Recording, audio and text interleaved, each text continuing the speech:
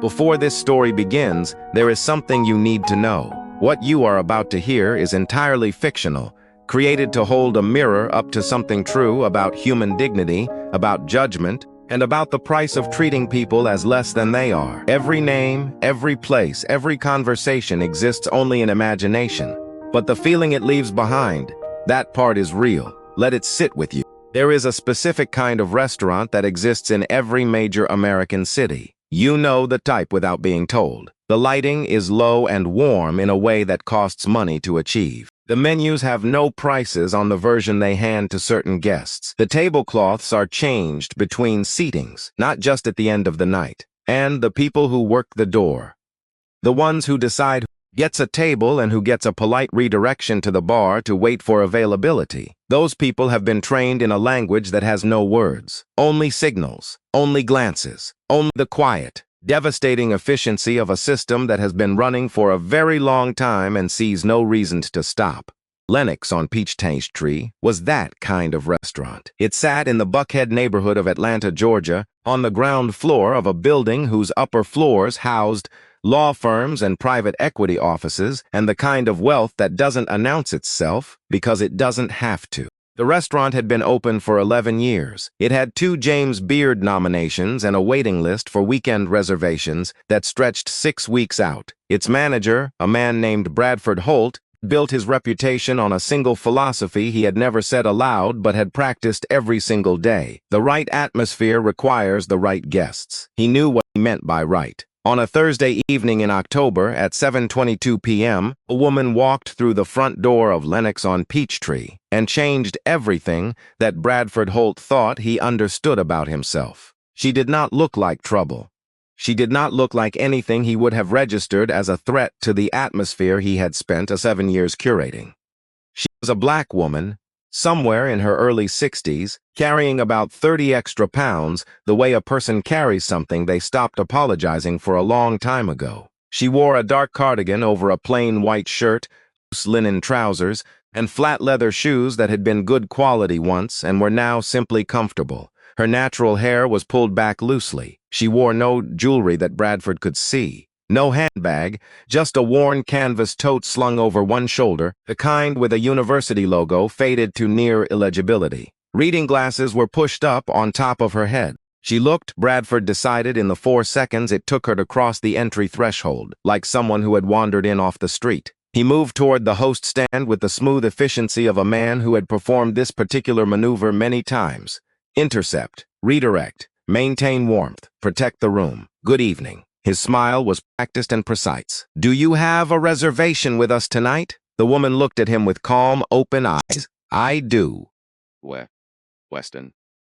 Party of one. Bradford turned to the reservation screen. The name was there. 7:30 p.m. Table 12. He had confirmed it himself that afternoon. A corporate booking, prepaid, made through a management company whose name meant nothing to him at the time. He looked at the screen. He looked at her. He looked at the screen again.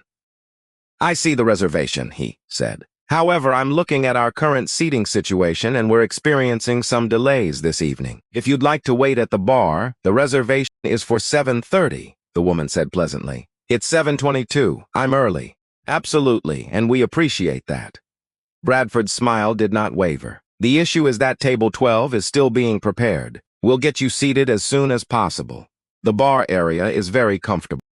The woman looked at him for a moment, not with anger, not with offense, with something quieter and more unsettling than either, the look of a person who has seen this exact play run before, knows every line, and is deciding whether tonight is the night they say so. Is table 12 occupied right now? She asked. It's being prepared. That's not what I asked. A pause. 3 seconds. Bradford glanced toward the dining room where table 12 sat visibly empty, its white linen freshly pressed, 2 candles already lit. He said nothing. She nodded once, a small private acknowledgement of something she had already understood. I'll wait at the bar, she said, for exactly 8 minutes. She walked toward the bar without another word, set her canvas tote on the stool beside her, and asked the bartender, a young woman named Cassie Brooks, for a glass of still water. And that was the moment. Right there.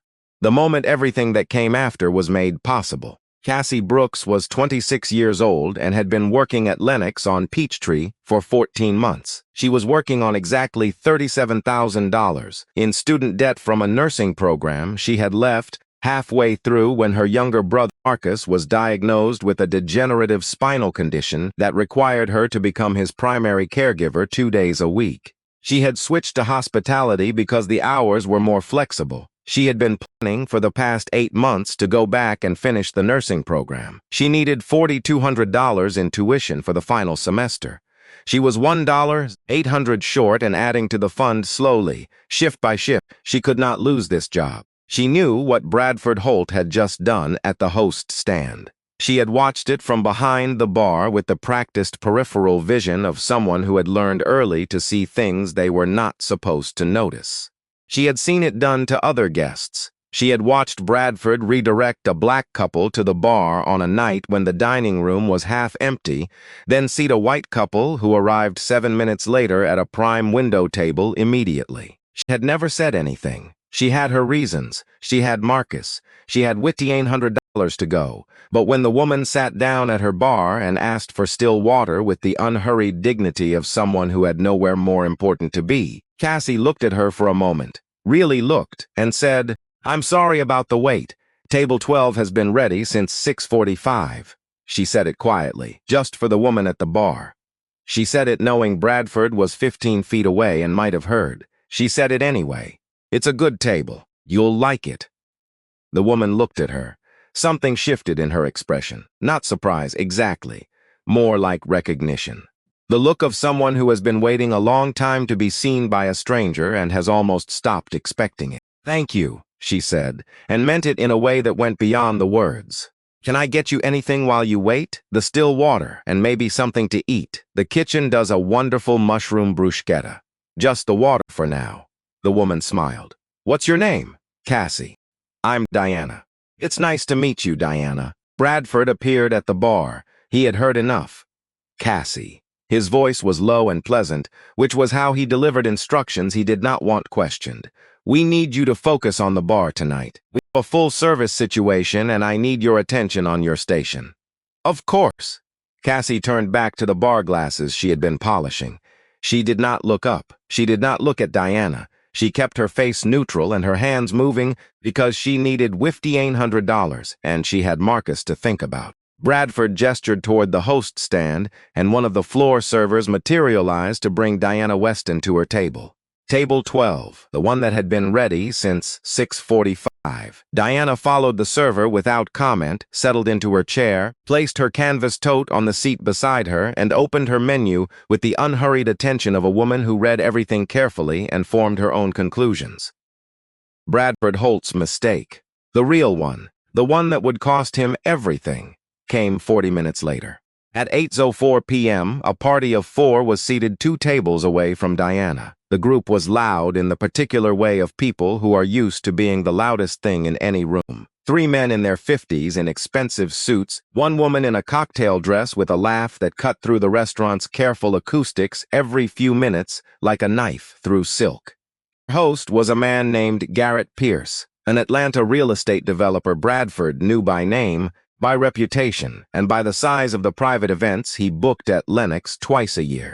Bradford was at their table within 90 seconds of seating, laughing at a joke Diana could not hear, refilling a water glass that did not need refilling, performing the particular kind of attentiveness that he apparently kept in a drawer for specific occasions. Diana watched this from her table. She watched Bradford lean down to speak to Garrett Pierce as though sharing a confidence. She watched him gesture toward the kitchen with the enthusiasm of a man describing something precious. She watched him, at one point, physically pull out a chair for the woman in the cocktail dress.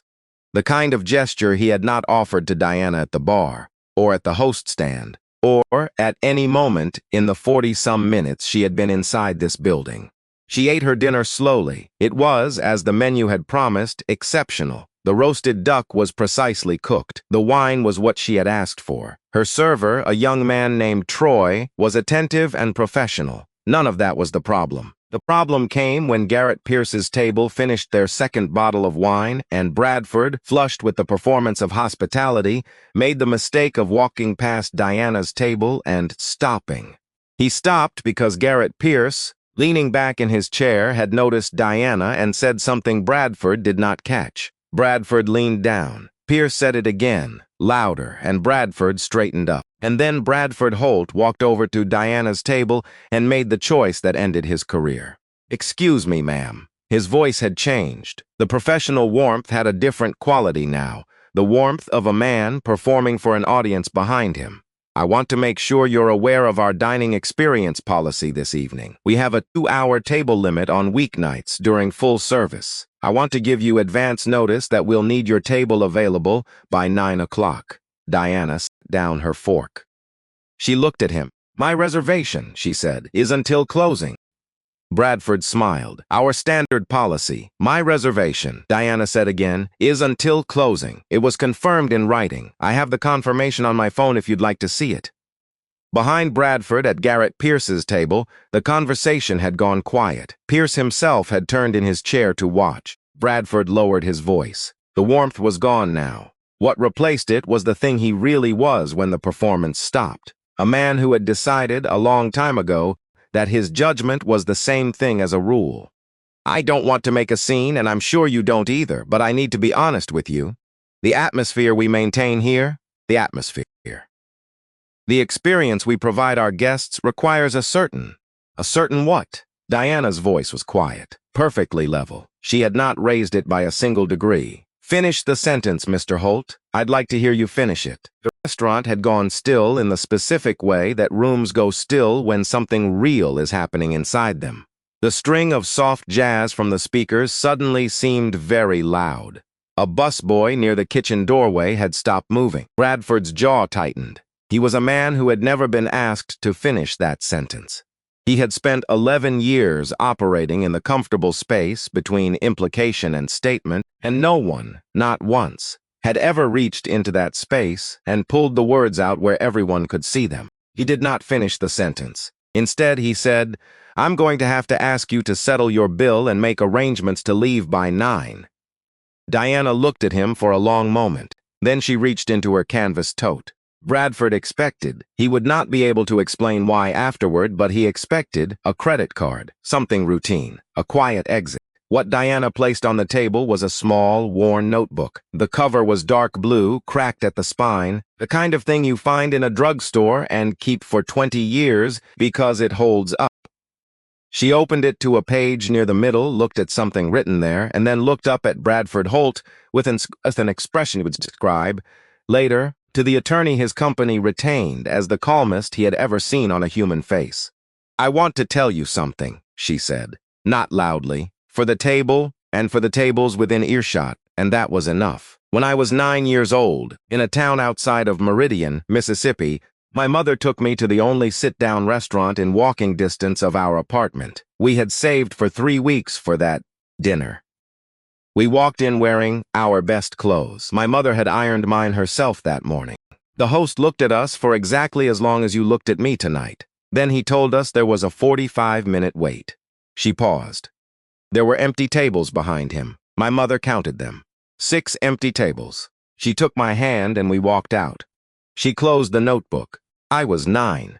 I didn't understand what had just happened. It took me about 20 years to fully understand, and in those 20 years, I learned one thing above everything else. Bradford said nothing. He had stopped being able to speak somewhere in the middle of that. "I learned," Diana said, "that the people who treat others this way, they almost never know who they're talking to, and they almost never care, because for them it was never about who the person was. It was always about what the person looked like." The room was very quiet. At Garrett Pierce's table, someone set a wine glass down. The sound was very clear. Diana picked up her fork. "I'll be here until closing," she said pleasantly, "as my reservation specifies. But thank you for stopping by." Bradford walked away. He walked to the back office, which was the only place he could think of to go, and he sat behind his desk and stared at the wall for approximately 4 minutes before his phone buzzed. The text was from Garrett Pierce. It read, "Who is that woman?" Bradford typed back, "No idea. Some walk-in situation." His phone buzzed again 30 seconds later. This time it was not Garrett Pierce. It was the number for Meridian Restaurant Group, the parent company that owned Lenox on Peachtree along with 7 other establishments across Georgia and Tennessee. The number belonged to the company's vice president of operations, a woman named Sandra Oskofor who worked out of the Nashville office and who Bradford had met in person exactly twice. She was not texting, she was calling. Bradford stared at his phone for 2 full rings before he answered. Bradford. Sandra Okafor's voice was the voice of someone who has arrived at a decision before picking up the phone. "I need you to tell me what is happening at your location right now. I have just received a call from the office of Weston Media Group's general counsel." Bradford felt the floor shift beneath him. "Weston Media Group," he repeated. "Diana Weston," Sandra said. "The founder. The majority shareholder. The woman whose company has been in active acquisition discussions with Meridian Restaurant Group for the past 6 weeks. The woman who was considering folding our properties into a hospitality division of Weston Media as a minority stake investment worth approximately $62 million. A pause. "She is currently sitting in your dining room. Her counsel called me 8 minutes ago." Bradford's mouth was open. No sound came out. "Her counsel," Sandra continued, "has informed me that Ms. Weston experienced what they are describing as discriminatory treatment upon arrival at Lenox on Peachtree and again during her meal. They have the reservation confirmation. They have the timeline. They have Bradford, 3 separate witnesses at the table nearest hers who have already provided written statements to her counsel via email. The busboy near the kitchen doorway. The couple at the table to Diana's left who had stopped eating. The server, named Troy, who had watched from the service station with his hands folded and his face carefully still. "I need you to go back out to Ms. Weston's table," Sandra said. "I need you to apologize, and I need you to understand that depending on what she decides to do tonight, this may be the last decision you make as manager of that location." Bradford's hand was shaking. He noticed this as a separate fact, at a small distance from himself. "The acquisition," he said. "Is it? I don't know yet," Sandra said. "That's entirely up to her." She ended the call. Bradford Holt walked back into the dining room. He walked to table 12. Diana Weston was finishing her dessert, a small plate of salted caramel something, chosen from the menu the way she chose everything, with quiet deliberateness. She looked up when he arrived. He had prepared something to say. He had rehearsed it in the 40 feet between his office and the table. The words had seemed adequate in the office. Standing here in front of her, they did not seem adequate at all. "Mrs. Weston," he said. He stopped. He started again. "I owe you an apology." She waited. "What I did tonight." He stopped again. The rehearsed version was dissolving. What was left underneath it was something he had not said out loud before, because he had not, before tonight, been in a situation where he could not hide it. "I treated you differently than I would have treated someone else. I did it because of how you looked. And I told myself it was about the atmosphere, about the experience, about protecting something. But that's not what it was." He looked at the tablecloth. "I knew what it was. I don't think I've ever had to say it." Diana set her spoon down. The room around them had the careful, collective stillness of people who are pretending very hard not to listen. "Do you know what I do for a living, Mr. Holt?" "Yes," he said. "I do now. That's not why this matters." Her voice was steady and without heat. "It matters because 45 minutes ago, before you made any phone calls, before any of this," she gestured slightly, indicating the changed temperature of his approach, "a young woman behind your bar told me the truth. She told me my table had been ready since 6:45. She did it quietly, knowing you were close enough to hear her. She did it knowing what it might cost her." Diana looked at him directly. "She didn't do it because she knew who I was. She did it because it was the truth and because she thought it mattered. That is the only reason it happened." A pause. "Are you going to be honest about what you did tonight because it's the right thing to do? Or because of who I turned out to be?" Bradford had no answer for that. That was the answer. He stood at that table for a moment longer in the quiet of a restaurant that had stopped pretending not to listen. And for the first time in 11 years of managing an atmosphere very carefully, Bradford Holt had no atmosphere left to manage, just the plain, undecorated fact of what he had done, and the question she had just placed in the room, which was going to follow him for a very long time. "If I had been no one," Diana said quietly, "what would have happened to the woman who told me the truth?" She picked up her spoon again. She finished her dessert.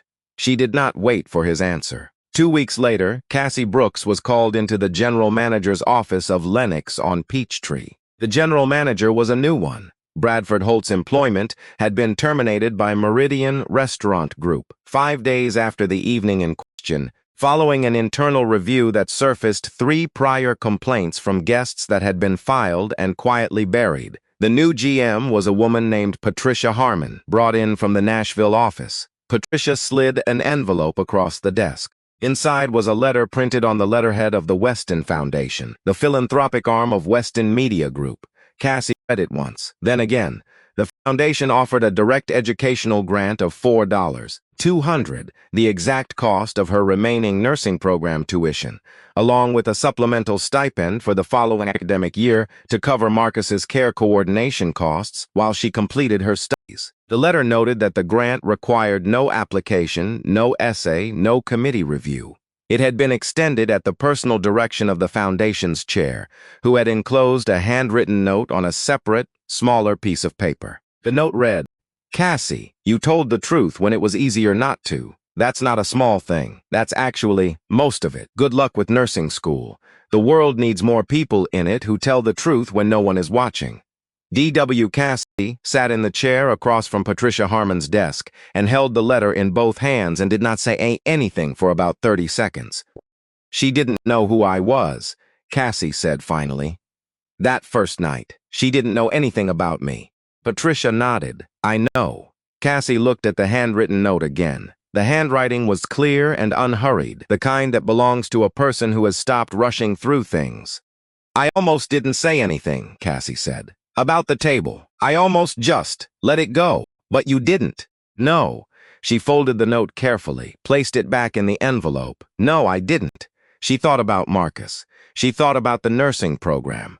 She thought about the $37,000 in debt and the $1,800 gap that had been closing so slowly, shift by shift, and was now simply gone. She thought about a woman who had walked into a restaurant with a canvas tote and reading glasses pushed up on her head and ordered a glass of still water and looked at Cassie with the particular attention of someone who was genuinely, unhurriedly interested in the person in front of her. She thought about how the truth is almost always small when you tell it.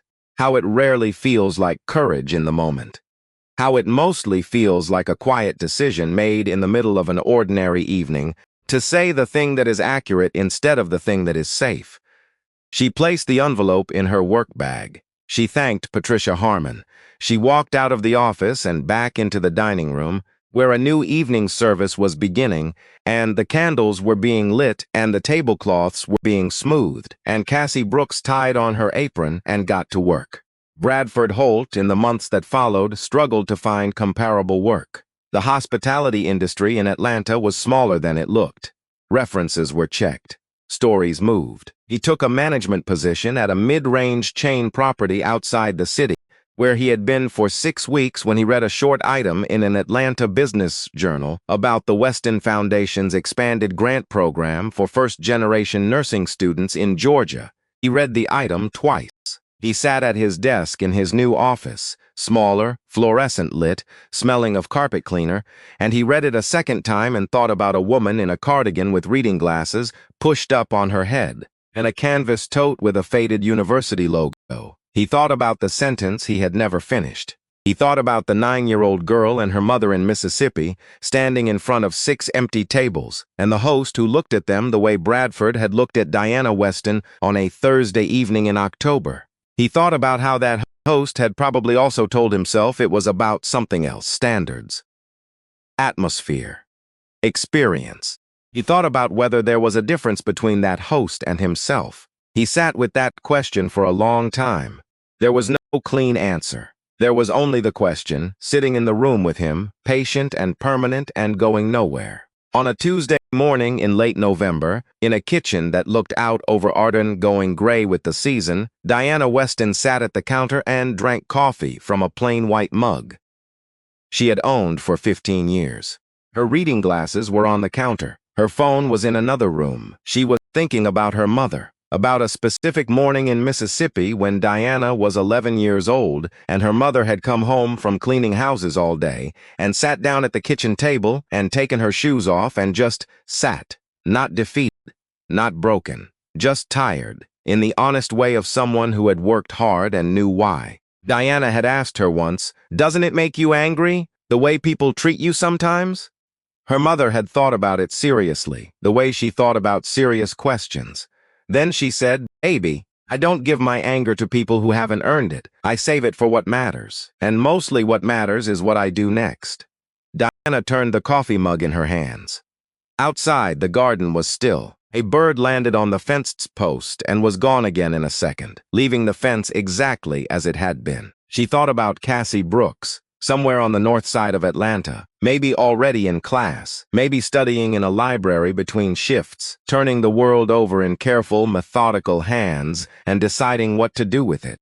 She thought about the small, quiet moment at a bar when a young woman had said a true thing at a cost she was willing to pay.